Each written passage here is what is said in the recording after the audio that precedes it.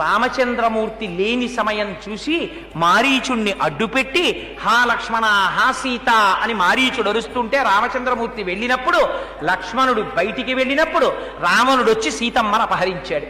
అపహరించి తీసుకుపోతుంటే అగ్నిహోత్రుడు ఎదురొచ్చాడు. ఓరి అవివేకి, నీవు తీసుకెడుతున్నటువంటి కాంత సీతమ్మ అనుకున్నావు.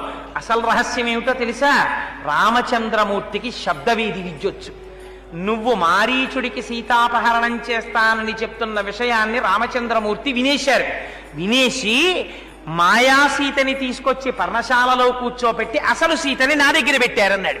ఎంత ఉపకారం చేశావయ్యా అగ్నిహోత్ర, ఇన్నాళ్ళకి పట్టుకురా అసలు సీతనన్నారు. అసలు సీతని రథం మించి దింపేసి తను తీసుకెళ్ళిపోయారు. వేదవతిని సీతగా నటించమని తీసుకొచ్చి రథం మీద కూర్చోబెట్టారు.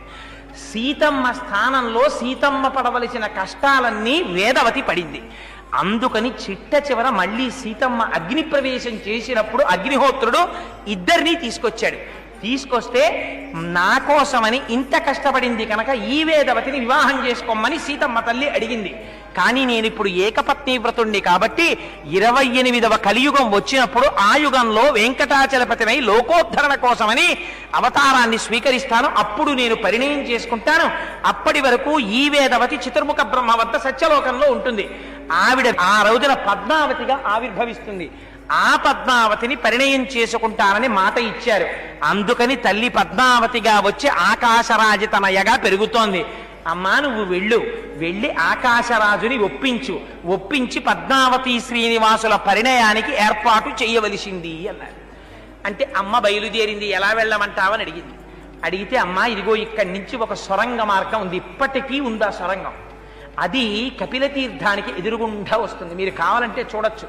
అక్కడ నరసింహస్వామి వారి దేవాలయం ఉంది. ఇప్పుడు ఆ సొరంగాన్ని మూత వేసేసి నృసింహస్వామి గుడి తలుపులు కూడా వేసేశారు. కానీ మీరు ఆ సొరంగ మార్గం ఎదురుగుండా వరకు వెళ్ళొచ్చు. అది వెంకటేశ్వర స్వామి వారు తింత్రిణీ వృక్షం కింద ఉన్న పుట్ట దగ్గర నుంచి తిన్నగా ఇక్కడి వరకు వచ్చేసేది ఆ మార్గం. అందులో వచ్చి ఆ కింద కపిలేశ్వరుడు ఉన్నాడు. కపిలేశ్వరుణ్ణి ఆరాధన చేసి ఆకాశరాజు దగ్గరికి వెళ్ళమన్నారు. ఇప్పటికీ అదే మాట ప్రమాణం. పెళ్లి కాని ఆడపిల్లలుంటే పెళ్లి సంబంధాలు చూడడం మొదలు పెట్టినప్పుడు తల్లిదండ్రులు ఒకసారి ఆడపిల్లల్ని తీసుకుని వెళ్ళి కపిలేశ్వరుణ్ణి ముందు దర్శనం చేసుకుని వస్తారు. యోగ్యుడైన వరుడు దొరుకుతాడు.